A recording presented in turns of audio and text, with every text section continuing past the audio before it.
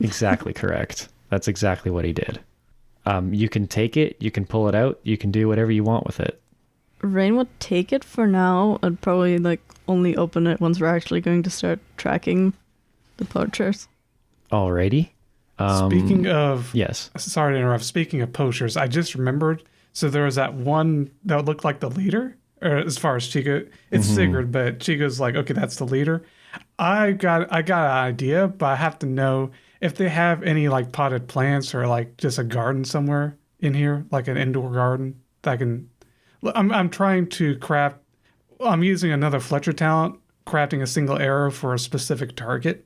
I want to see if I can roll for that to get something special for her. And you would be crafting a vegetable. Yes. Well, not crafting, but, harvesting a vegetable somewhere. Yeah, okay, but you would be working with vegetables.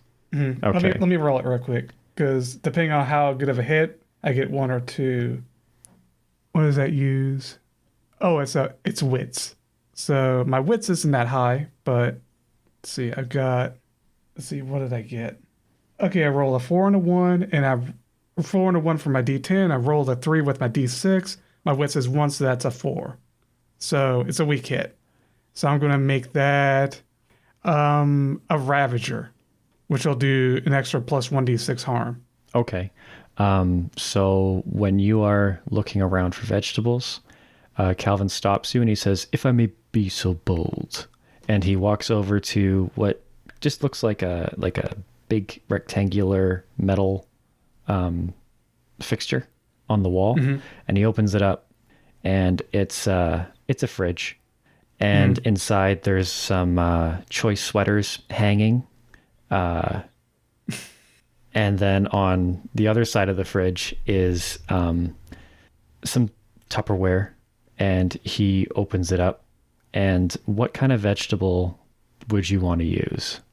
In this case, we're talking about moths as well.